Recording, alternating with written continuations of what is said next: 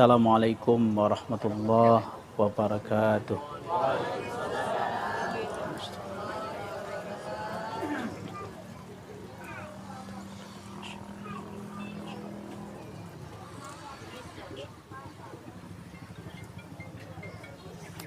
Al-Fatihah.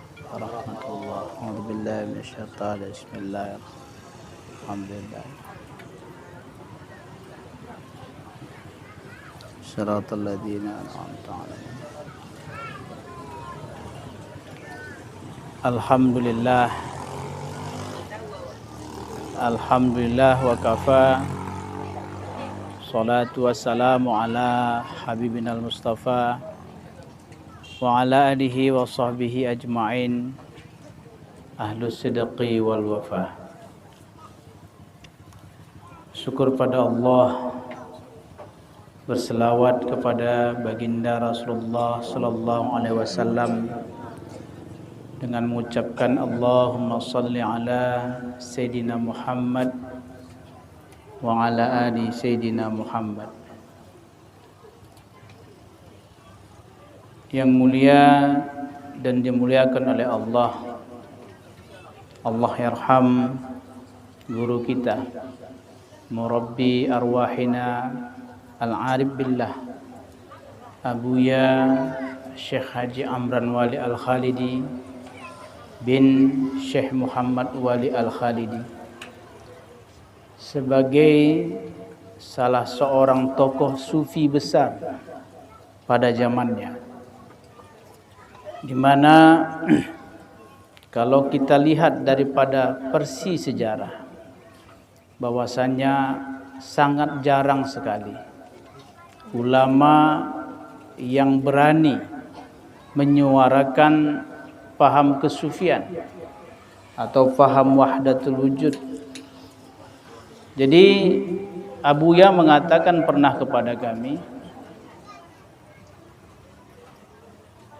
ulama yang berani memahamkan ajaran ini akan timbul 350 tahun sekali. Jadi kalau kita ingin menunggu ajaran ini kembali nanti, itu kita tunggu 350 tahun lagi. Nah, kalau kita lihat dari sisi sejarah, banyak ulama-ulama sufi, ulama-ulama yang berfaham wujudiyah ini, itu ada 350 tahun yang lalu di Indonesia. Kalau kita lihat sejarah, ada Tuan Syekh Hamzah Al-Fansuri. Dia negeri Fansur, berasal dari Tapanuli sana, berhijrah ke Singkil, menjadi seorang ulama sufi dalam paham kesufian atau paham wujudiyah. Dan ini mendapat tantangan yang besar daripada Syekh Nuruddin Ar-Raniri pada masa Sultan Iskandar Sani. Maka beliau juga dianggap sesat oleh para ulama-ulama beraliran syariat. Tidak hanya di situ, imbas dari kejadian Hamzah Fansuri ini juga berimbas kepada Syekh Batu Badan yang ada di Barus, juga mengembangkan paham wujudiyah Syekh Hamzah Fansuri. Juga kita lihat di Kalimantan ada namanya Syekh Abdul Hamid Abulung. Syekh Abdul Hamid Al-Bulung ini adalah salah seorang pengembang kesufian dengan paham wujudiyahnya, juga disesatkan oleh ulama syariat, yaitu Datuk Kelampayan. Dia ditangkap lalu dimasukkan ke dalam laut, dipenjara di dalam laut, tetapi ketika waktu sholat dia akan naik dengan sendiri. Itu namanya Syekh Abdul Hamid Abulung. Dia juga salah seorang pengembang kesufian di Kalimantan. Dan pada akhirnya raja meminta maaf kepada beliau dan membangunkan dayah dan masjid untuk beliau. Karena minta maafnya raja itu kepada beliau karena dia sudah dianggap sesat oleh para ulama-ulama. Dan bukan itu saja. Kalau kita lihat dari segi sejarah, ada namanya Syekh Abdul Jalil di tanah Jawa, atau yang dikatakan dengan Syekh Lemah Abang, atau yang dikatakan biasa dengan paham Syekh Siti Jenar, juga memahamkan ajaran wujudiyah, memahamkan dan memperjuangkan ajaran kesufian ini juga dianggap sesat oleh para wali-wali yang lain. Sehingga beliau juga dikabarkan dieksekusi. Maka orang-orang yang berani tampil untuk mengajarkan ajaran paham kesufian dan wujudiyah wahdatul wujud ini, itu akan banyak ditentang oleh para ulama-ulama dan oleh para cendekiawan-cendekiawan. Para hadirin yang dirahmati oleh Allah, kalau kita kilas balik, sejarah paham wahdatul wujud ini juga terjadi di masa 300 tahun sebelum Hamzah Fansuri atau Syekh Lemah Abang, juga digaungkan oleh Syekh pengarang kitab Insan Kamil, yang mana namanya? Syekh Abdul Karim Al-Jili, dengan konsep insan kamilnya. Jadi setiap ulama itu, ulama sufi itu, dia mempunyai konsep-konsep kesufian. Kalau kita lihat Abuya ini mendapatkan, dia mempunyai 3 konsep kesufian yang digabungkan jadi satu. Itu yang diterangkan oleh Profesor Dr. Rubaidi di dalam bukunya Khazanah Taqid Kesufian di Aceh. Maknanya Abuya ini, selain dia memperjuangkan tasawuf amali, dia juga memperjuangkan tasawuf akhlaki, dan dia juga memperjuangkan tasawuf falsafi. Maknanya dia memperjuangkan akhlak, memperjuangkan amal ibadah kita, dan memperjuangkan masalah tentang hakikat dan ma'rifat, supaya insan menjadi insan yang kamil, benar-benar hudur Allah dalam hatinya ketika dia beribadah kepada Allah. Para hadirin yang dirahmati oleh Allah, konsep insan kamil yang dibawa oleh Syekh Abdul Karim Al-Jili, yang mana Syekh Abdul Karim Al-Jili ini adalah salah seorang dari keturunan Rasulullah. Dia adalah keturunan daripada Syekh Abdul Qadir Al-Jailani. Dia berguru kepada Syekh Ismail Al-Jabarti. Syekh Ismail Jabarti berguru kepada Syekh Ismail Harawi. Ismail Harawi mempunyai guru namanya Sultan Al-Aulia Syekh Abdul Qadir Al-Jailani.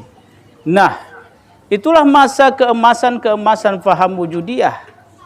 Lalu 300 tahun sebelumnya, ada salah satu tokoh besar juga dalam ilmu kesufian, pengarang kitab Futuhul Makiyah, yang juga dianggap sesat, dianggap Syiah dan segala macamnya, yaitu Al-Arif Billah Ibnu Arabi, orang daripada Turki, yang 300 tahun sebelumnya juga ada konsep ini dibawa oleh Syekh Mansur Al-Halaj, yang murid daripada Syekh Junaid Al-Baghdadi, juga dianggap sesat oleh para ulama. Lalu 300 tahun sebelumnya juga ada konsep ini diangkat dalam paham ittihad wal hulul, yaitu oleh Syekh Abi Yazid Al-Bustami, juga dianggap sesat dan ditinggalkan oleh para murid-muridnya ketika dia mengatakan syatahat subhani ma'a'zamu sya'ni. Nah, inilah konsep-konsep yang dibawa oleh ulama-ulama sufi. Maka wajar saja kalau seandainya Abuya Syekh Haji Amran Wali atau guru kita ini banyak yang menyesatkan, banyak yang tidak senang, banyak yang tidak suka dengan beliau, karena beliau memahamkan, mengajarkan, dan memperjuangkan aliran-aliran sufi atau faham-faham kesufian yang sudah lama ditinggalkan oleh umat. Para hadirin yang dirahmati oleh Allah, maka dengan begitu, kalau Abuya mengatakan, kalau seandainya saya ini bukan daripada syekh, anak daripada syekh muda wali, maka dari kemarin MPTT ini sudah habis. Artinya orang yang memahamkan, mengangkat, memperjuangkan ajaran-ajaran kesufian ini, kalau kata Abu, paling 1.000 orang abror, orang-orang alim itu harus menyesatkan, baru dikatakan dia seorang sufi besar. Nah, paham Bu Ibu ya? 1.000 orang abror, orang yang alim dalam beramal, paham syariat, menyesatkan salah seorang ulama, salah seorang, maka dia baru dikatakan menjadi sufi besar. Kalau kita baru berapa orang yang menyesatkan di sini? Kune bat, biar kalau saya menyesatkan kita. Maka para hadirin yang dirahmati oleh Allah, maka kita jangan takut. Memang beginilah dari dulu. Saya kemarin baru ziarah bersama Abuya Mahabbah ke makam Oboh. Jadi beliau mengatakan Syekh Hamzah Fansuri ini, dia berasal dari Samosir, karena dia tidak diterima ajaran Islam di sana, lalu dia pindah ke Singkil. Lalu dia belajar ke Mekah. Belajar ke Mekah hanya di atas sajadah, kata Abuya. Dia di atas sajadah, picing mata, langsung bisa terbang ke Mekah. Ini ulama-ulama tahun dulu kan gitu. Nah, kalau kita bisa juga picing mata kan, tapi terbangnya kemana? Terbangnya lihat Facebook, Twitter, internet kan gitu kan. WA, itu yang sering masuk dalam pemikiran kita. Jadi beliau ini juga disesatkan dan juga diburu untuk dieksekusi. Sehingga Abuya pernah dieksekusi tapi tidak mampan senjata. Maka beliau berhijrah ke Oboh. Nah, inilah para ulama-ulama sufi bagaimana mereka memperjuangkan, memahamkan supaya umat ini tidak lalai, tidak bersama dunia, tidak bersama ilmu, tidak bersama amalnya, tidak bersama dirinya, akan tetapi dia dapat bersama Allah Subhanahu wa taala. Yang kita muliakan Bapak Wali, rekan saya Pak Wali Gosong Singkil Utara, Tengku Suherman, guru saya, dan juga hadir bersama kita Pak Ondang Jaya, juga sebagai wartawan yang banyak karya-karya beliau, karya tulis beliau, dan juga banyak membantu perjuangan MPTT. Kemarin waktu muzakarah beliau juga banyak menulis media sosial tentang kegiatan-kegiatan Majlis Pengkajian Tauhid Tasawuf. Juga kita muliakan juga Ibu maupun saya Ibu Hajah Masidah yang sudah kuat berjuang, dan para jamaah, ibu-ibu, bapak-bapak yang hadir. Para hadirin yang dirahmati oleh Allah, kita hendak kuni bahasa kampung, bahasa Singkil, bahasa Kade. Campung-campung loti. Jadi sebetulnya kita mulai dulu dari awal. Jadi pengajian ini kita mulai dari awal. Apa yang dimaksud dengan tauhid tasawuf? Apa faedahnya? Apa fungsinya? Kan begini. Kade fungsi kita belajar tauhid tasawuf kan? Apa fungsinya? Apa datang-datang saja makan kue, habis itu pulang? Kan tak mungkin begitu wali yo. Apa faedahnya? Misalnya biko. Apa faedah seseorang tu misalnya menjadi pegawai? Faedahnya apa? Fungsinya? Supaya setiap tanggal 30 dapat gaji. Tanggal 1 dapat gaji. Bisa jual bon-bon yang lalu dibayar juga. Kan begitu kan? Nah, maka kita sekarang pun begitu berpikir, jangan nanti Bu Hajah nanti ayo pengajian kita ya. Masuk. Begitu masuk pulang, apa juga pengajian tadi begitulah, penting lama. Kue talam pun lama juga kan. Nah, para hadirin yang dirahmati oleh Allah, maka Abuya mengatakan ada beberapa fungsi atau faedah yang kita dapatkan apabila kita masuk ke dalam dunia tauhid tasawuf. Saya jelaskan sedikit, mungkin ini mengulang kaji hanya wali. Minta maaf wali, ini hanya mengulang kaji, saya tidak berceramah, hanya mengulang kaji. Jadi tauhid tasawuf, tauhid itu ada 3 tingkat. Ada dinamakan dengan tauhid kalam, atau biasa disebut dengan tauhid akidah, atau biasa disebut dengan tauhid awam. Jadi tauhid awam ini, dia mengenal Allah itu dengan dalil.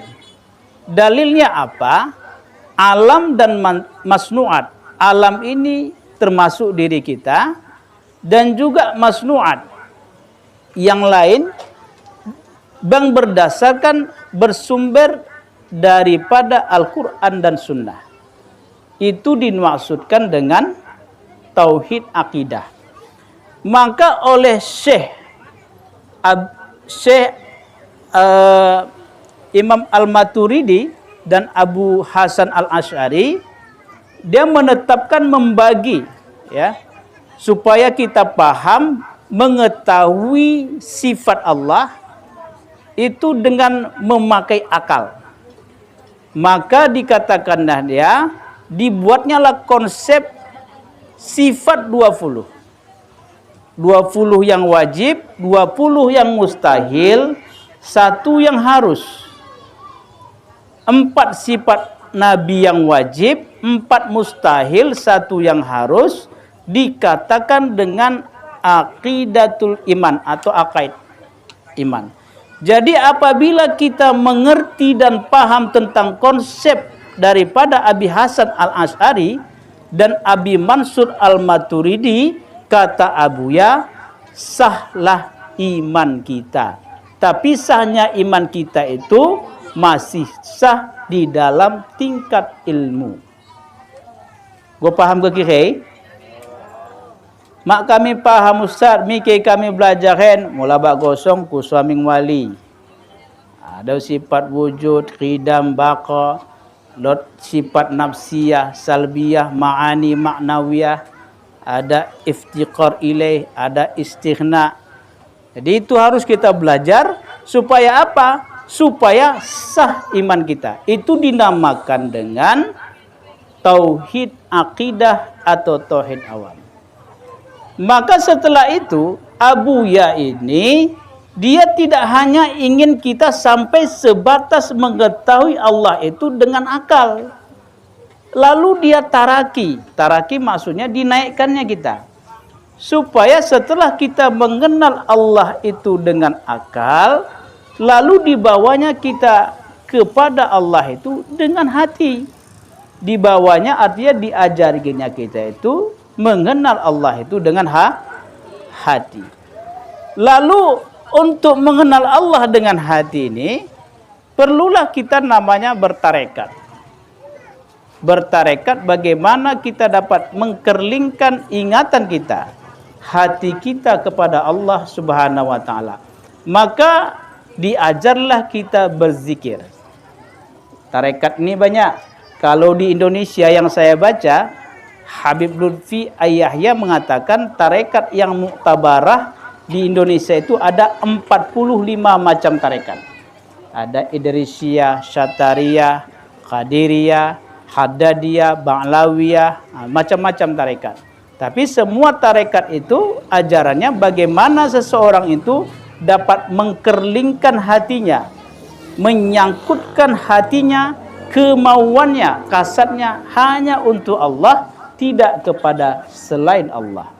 Para hadirin yang dirahmati Allah, maka metode ini bagaimana? Diajari Abuyah kita berzikir. Diajari berzikir. Diajari kita kalau di dalam konsep Imam Asy-Syadzili mengatakan dalam kitab Iqazul Himam atau Hikam, dikatakan dengan konsep muhadharah. Ini untuk kita dapat mengenal Allah, itu diberikan konsep muhadharah. Apa makna muhadharah ini? Melatih jiwa kita untuk ingat kepada Allah.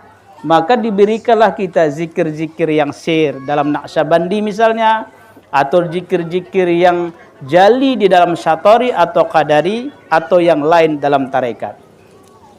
Maka setelah orang itu mendapatkan muhadharah, dia rajin mengingat Allah, kerlingan hatinya kepada Allah itu kuat, maka ia akan dapat setelah bermuhadharah, lalu dia dapat muraqabah. Makna muraqabah ini, dia perasaannya itu selalu diintai oleh Allah. Kalaulah dia tidak diintai oleh Allah, dia yang diintai oleh Allah. Maka itu dinamakan konsep muraqabah. Setelah orang mendapatkan konsep muraqabah ini, dia selalu di hadapan Allah. Perasaannya ya, perasaannya selalu diperhatikan oleh Allah, maka dia mendapatkan namanya konsep mukasyafah. Konsep mukasyafah ini terbuka tirai tabir kita terhadap kesempurnaan Allah. Terlihat sifat jamal, terlihat sifat jalal, terlihat sifat kamal Allah Subhanahu wa taala yang menarik kita untuk dapat rindu dan cinta kepada Allah. Kenapa? Diri kita ini itu ditarik karena apa? Karena terlihat sifat-sifat kebagusan Allah, baru bisa kita tertarik dengan Allah. Contoh saya katakan begini. Bagaimana kau tertarik kepada si fulan? Misalnya seorang laki-laki, dia tertarik kepada si fulan. Buatlah namanya si Fatimah. Si Udin tertarik kepada si Fatimah.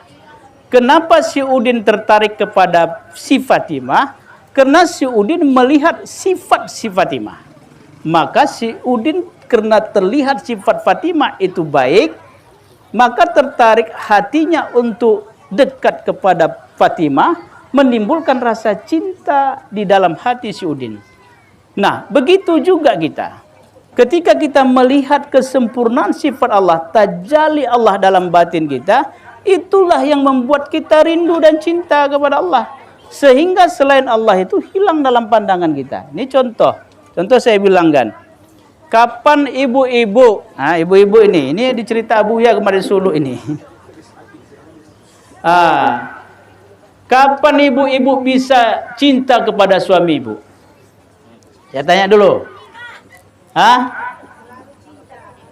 Kapan ibu-ibu itu nampak cinta suami ibu kepada ibu-ibu?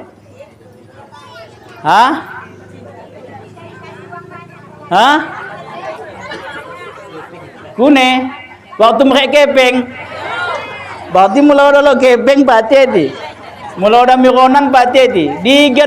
Digan teridah cinta bapak-bapak ibu-ibu. Cinta ibu-ibu teridah, cinta bapak-bapak teridah ibu-ibu. Digan nih. Waktu lu kepeng, berarti mula udah lu kepeng, udah cinta. Halo. Diajak wisata. Diajak Danau Toba, berarti udah kerja Danau Toba puasa udah cinta. Nah, maka Abu yang menjelaskan kemarin kepada kami, orang itu bisa mencintai dan lebih cinta kepada seseorang ketika seseorang itu sudah tiada. Benar enggak? Kune. Nah, ulang lagi.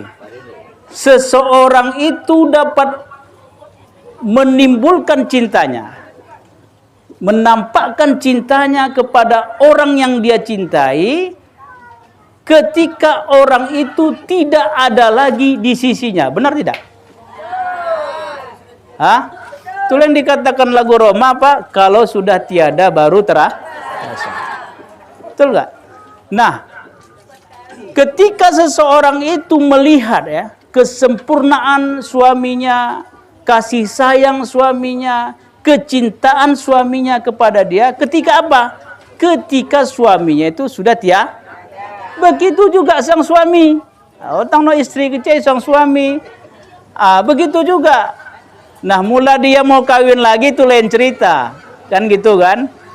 Nah, para hadirin yang dirahmati oleh Allah, begitulah perumpamaan kata Abuya, Orang yang sudah tajalli keberadaan Allah di dalam batinnya, terlihat sifat jamal, kebagusan Allah, terlihat sifat jalal, kesempurnaan Allah, kamal, kesempurnaan Allah, maka tertarik dia untuk dapat rindu dan cinta. Menang senang na piatiken. Mendoa aku bagi. Luluskan anakku PNS, luluskan Allah Ta'ala bang. Jadi terlihat kada sifat. Nah, itu namanya mukasyafah. Lalu ada konsep namanya musyahadah, ada konsep ma'rifah, ada konsep namanya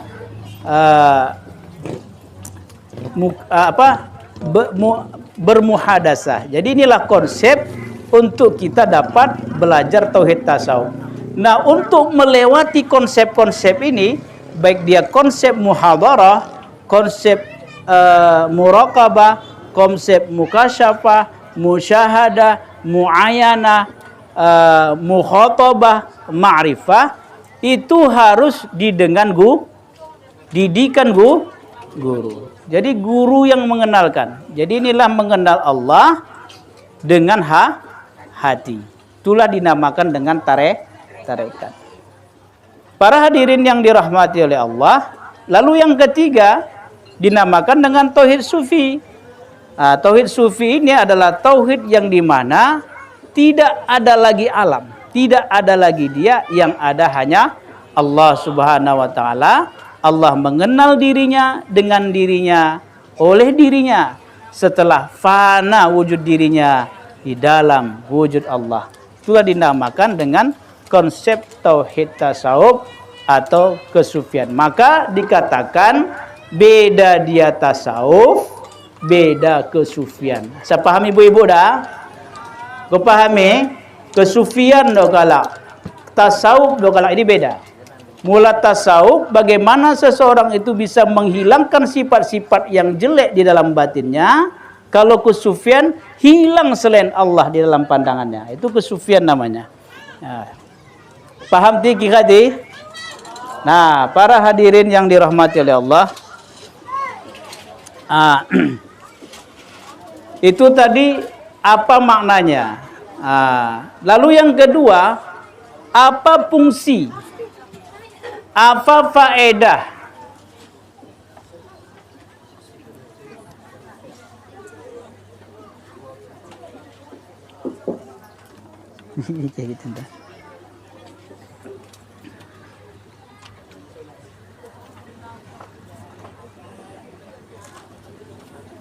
Nah, lanjut kita di. Nah, apa fungsi kita belajar tauhid tasawuf? Kita kan harus mengerti. Contoh bagian kita tokoh mang motoh, kade fungsi na banta. Kan bagi? Kudokan kan mede. Taring kene wa pulau banyak barat. Tokoh ke motoh, cocok bang Une udah cocok di? Atau taring ke bak pulau Bangkaru. Tokoh ke tronton ke agak telu, cocok bang imbah ke mihade. Nah, maka setiap sesuatu itu harus ada fungsinya. Maka apa kita lejamang kita belajar tauhid tasawuf, berzikir mang kita, metawajuh mang kita, kita putah mang musabah kita. Tapi fungsi daripada ini udah kita paham. Kune ibu-ibu ini paham mang kita ibu. Penting bagi dokon buya bagi mo, berzikir na berzikir. Kan bagi kita buya kita kat kampung aku pe bagi mang. Jadi harus kita paham fungsinya. Contoh, kade fungsi nehe medalan, kade fungsi tangan menggelam. Jadi setiap sesuatu itu lot fungsinya. Maka kade fungsi kita belajar tauhid tasawuf. Mula fungsi enda faedah endang go dapat kita rasakan. Maka buah-buah daripada ajaran Abuya endang go masuk banta perlahan. Dan bisa kita rasakan. Nah, yang pertama dikatakan Abuya orang yang bertauhid tasawuf atau bertauhid sufi, mudah ia berakhlak yang baik. Sebagaimana yang diterangkan oleh Ibu Sri tadi, yang dulunya dia kurang berteman, kadang kurang bertetangga, sekarang lebih terlihat apa? Terlihat kasih sayang kepada teman, kasih sayang kepada tetangga, kasih sayang kepada orang tua, suami, istri. Kene kune ibu-ibu rasakan ke. Semenjak ke masuk MPTT kune mangke wak keluarga te. Biasa palu iki ken ngoti. Bangen kune nggo. Tambah sayang. Apalagi keluarga kene ini sama-sama anggota MPTT. Saling menyayangi nane. Tamu gimang? Enda ibu-ibu nak keca. Jadi doa Buya, fungsi kita belajar enda ini untuk mendapatkan akhlak. Nah, yang kedua, dokon Abuya di dalam pengajiannya, fungsi kita mempelajari, mengamalkan ajaran tauhid tasawuf ini adalah fungsi nakade supaya kita mudah mendapatkan iman yang kamil. Kadenina mendapatkan iman yang kamil, iman yang sempurna, otang iman nakis.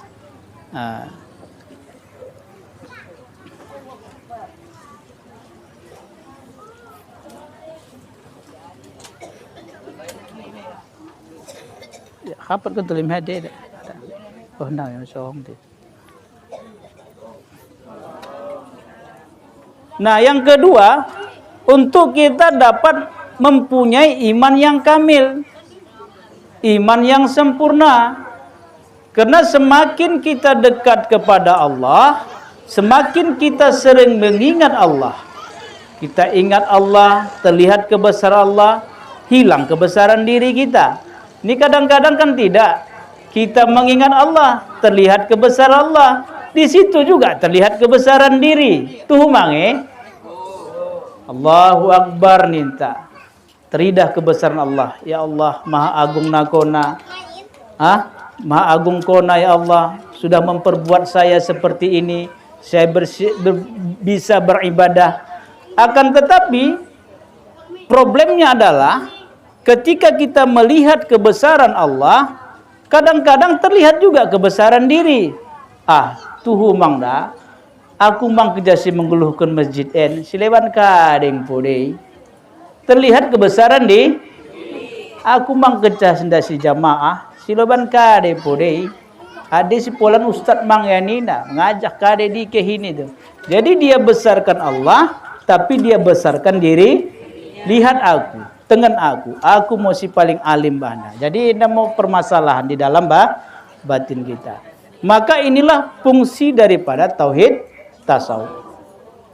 Nah, selanjutnya apa dari fungsi tauhid tasawuf itu? Untuk kita mudah melakukan taat. Kalau dulunya kita susah melakukan taat, ulangkan sulu, puasa hambing pepayah, kena anggo mudah ia melakukan taat, ulangkan sulu 5 wahi, 10 wahi pih dibenda. Anda mau fungsi kita belajar dan mengamalkan ajaran Abuya, ajaran tauhid tasawuf. Karena taat enda sangat susah. Ada saya baca di dalam kitab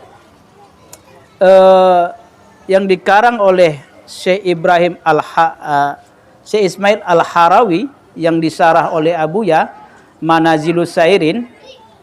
Untuk kita mudah melakukan taat ini, kalau kata Tuan Syekh itu dan Abuya mengatakan harus kita riyadhah. Kadegelahna riyadhah. Riyadhah ini artinya harus kita biasakan. Harus kita biasa. Kalau kita tidak biasakan ibadah ini, maka ini susah untuk lengket kita dalam ibadah itu. Maka perlu kita riyadhah. Kalau di dalam syairnya Gus Dur ada itu. Diriadohi, ditirakati.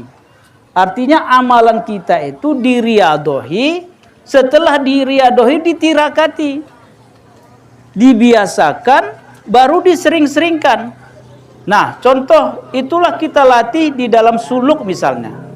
Itu kan sebagai bahan riadoh. Supaya nanti kembali kepada suluk, kita sudah terbiasa dengan kegiatan suluk. Atau mungkin dalam puasa Ramadan ini kita dilatih untuk memperbagus nafsu, maka di luar Ramadan juga kita riadoh. Kita membiasakan melatih nafsu. Maka Abuya membagi riadoh ini kepada 3 tingkat. Ada namanya riadoh awam, ada namanya riadoh khawas, ada namanya riadoh khawasil khawas. Jadi riadoh awam ini bagaimana? Dia berupaya untuk menghilangkan nafsu-nafsu yang jelek di dalam batinnya, sehingga dia dapat berakhlak yang baik, dia dapat berakhlak yang mulia, sehingga dia dapat mengkerlingkan ingatannya kepada Allah, sehingga timbullah cinta dia kepada Allah, yang menyebabkan dirinya itu hidup bersama Allah, tidak bersama alam ataupun dirinya. Itu diriadohi, dilatih-latih. Latih-latih. Yang kedua kata Abuya, dia juga dilatih latihan orang khawas. Bagaimana latihan orang khawas ini? Dia senantiasa melatih dirinya untuk selalu ingatannya itu kepada Allah, tidak kepada selain Allah. Maka ketika dia mengingat kepada selain Allah, maka dia terjatuh, tidak hudur Allah dalam hatinya, maka disitulah dia kembali kepada Allah untuk bertaubat. Jadi ini harus juga kita latih. Makanya latihan di dalam suluk ataupun latihan di dalam puasa ini harus dapat kita aplikasikan ke dalam latihan kita sehari-hari. Nah, yang ketiga itu latihan orang hakikat atau orang marifat. Bagaimana latihannya? Dia harus dapat mentajridkan syuhud. Maknanya menunggalkan pandangannya hanya kepada Allah, tidak kepada selain Allah.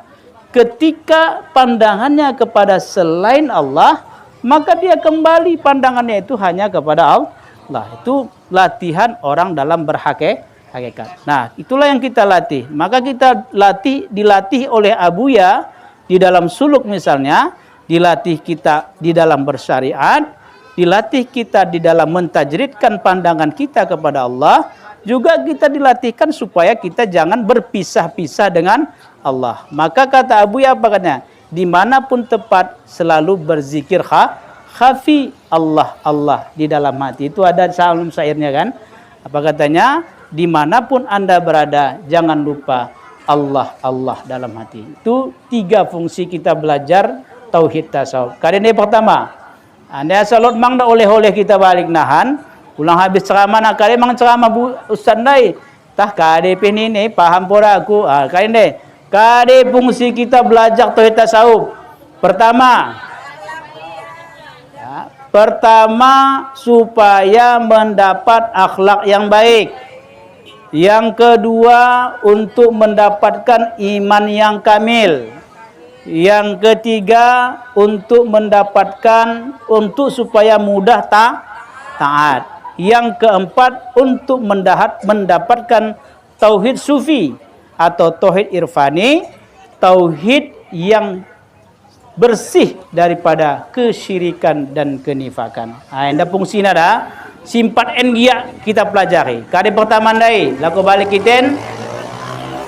Kade kita fungsinan belajar tauhid tasawuf. Pertama, mendapatkan akhlak yang baik. Yang kedua, mendapatkan iman yang kamil. Yang ketiga, mudah melakukan taat. Yang keempat, mendapatkan tauhid sufi atau tauhid irfani. Nah, di dalam memperjalankan yang 4 komponen enda rupanya tidak mudah.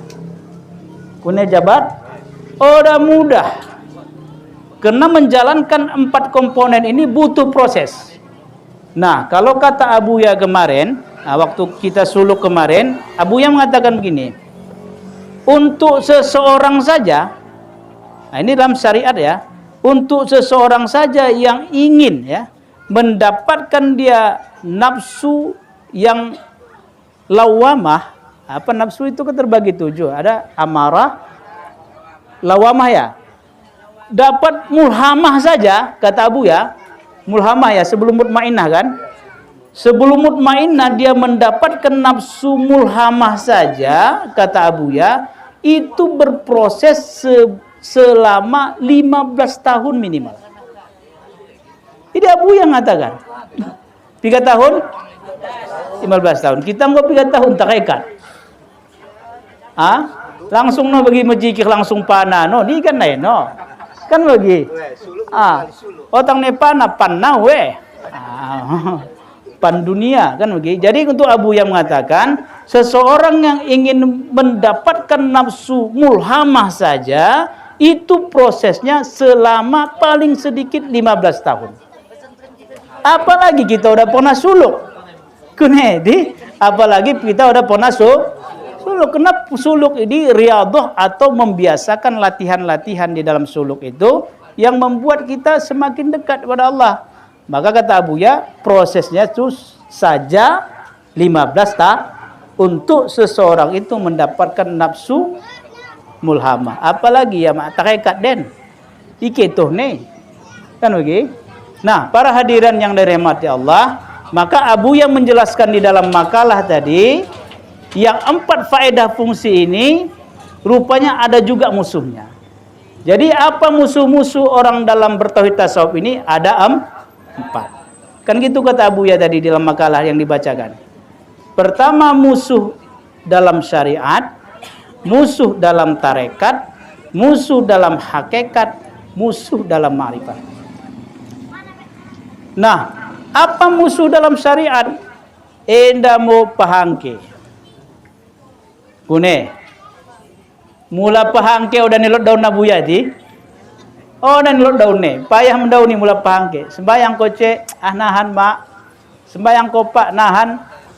Jadi pahangke. Jadi pemalas itu adalah musuh orang bersyariat. Lalu yang kedua, orang bertarekat. Apa pula musuhnya? Kan gitu. Musuh orang bertarekat apabila ada hujus di dalam hatinya. Ada kepentingan yang lain. Ada udang di balik batu. Paham ada udang di balik batu kok? Bertarekat jual mau beko dah. Ambo rencana mau calon jual kok keceknya. Kan itu. Tah calon kecil kah, calon apa kah? Biar jual ada dapat doa buya beko. Dapat jual tu didoakan buya, dapatnya habis dapat tinggalkannya kita. Betul tunggu serman ya. Kata buya dulu berkawan. Dulu berkawan udah ada berhasil nggak ada berkawan lagi. Itu banyak tujuan-tujuan orang bertarekat. Maka orang yang bertujuan tarekat seperti ini itu dia tidak baik dia di dalam bertarekat. Maka kita di dalam bertarekat harus dapat menghilangkan hujus, kemauan-kemauan kepada selain Allah. Kita fokus kepada ilahi anta maksudi waridhaka matlubi. Nah, itu yang kedua. Yang ketiga, ada namanya musuh orang hakikat. Apa musuh orang hakikat ini? Musuh orang hakikat ini adalah di dalam dia berhakikat, dia mencari makom, mencari kedudukan-kedudukan. Kedudukan saya udah sini tuh. Saya udah apa nih? Saya udah wali nanggro nih. Saya udah khalifah saya, kalian apa lah? Itu nggak ada itu. Yang ada hanya Allah. Maka apabila seseorang begitu, dia mencari makomat-makomat di dalam menempuh hakikat itu, maka kata Abu ya, rusaklah dia di dalam berhakikat. Ini penyakit nano. Yang keempat apa? Penyakit orang yang bermakrifat. Sebagaimana yang disampaikan oleh pembaca makalah tadi, penyakit adalah dia tidak bisa mentajridkan syuhudnya. Tidak bisa menunggalkan pandangannya kepada Allah. Susah ya. Allah pandang namang, masuk proposal bah namang, sibuk mang yami hadi mihindi, cara dia macam. Bana mang enda. Jadi kalau Abuya ada 4 fungsi di dalam kita bertauhid tasawuf, ada 4 perusak di dalam kita bertauhid tasawuf. Enda mau mungkin pengajian kita ulangi tole, mungkin enda terakhir lah kita lakukan balik. Fungsi kita bertauhid tasawuf dai kita ulang tole. Pertama, mendapatkan akhlak. Yang kedua, mendapatkan iman yang kamil. Yang ketelu, mudah kita melakukan taat. Yang keempat, mendapatkan tauhid sufi atau tauhid irfani. Kadeno musuh orang tauhid tasawuf di dalam syariat ya malas. Di dalam bertarekat lo tujuan sile yang lain. Di dalam bertarekat ada tujuan yang lain. Yang ketiga, di dalam berhakikat dia mencari kedudukan. Yang keempat, dia tidak mampu menunggalkan pandangannya, mentajridkan syuhudnya hanya kepada Allah Subhanahu wa taala. Maka inilah yang coba kita latih, kita biasakan. Kalau kata Abuya, kita riyadhahkan, kita biasakan supaya kita mendapatkan fungsi yang 4 ini. Kalau fungsi ini sudah ada tertanam di dalam batin kita, insya Allah kita akan selamat dunia dan akhirat. Selamat kita di bawah bimbingan guru kita Abuya dan juga Abu Mahabbah. Mudah-mudahan kita yang MPTT ini setiap harilah membiasakan, setiap harilah riyadhah, setiap harilah berlatih supaya kita dapat sampai kepada Allah Subhanahu wa taala. Mungkin demikianlah kajian kita pada siang yang berbahagia ini. Saya mohon maaf kepada Abuya yang telah hadir bersama kita.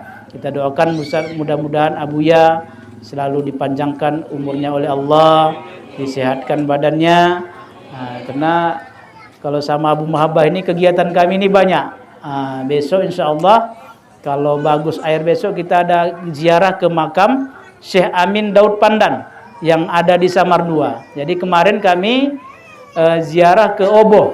Jadi besok kita ziarah ke Syekh Amin Daud Pandan, guru daripada Syekh Abdul Rauf As-Singkili. Jadi guru Syekh Abdul Rauf Singkili itu pertama ayah dia sendiri Syekh Ali Fansuri.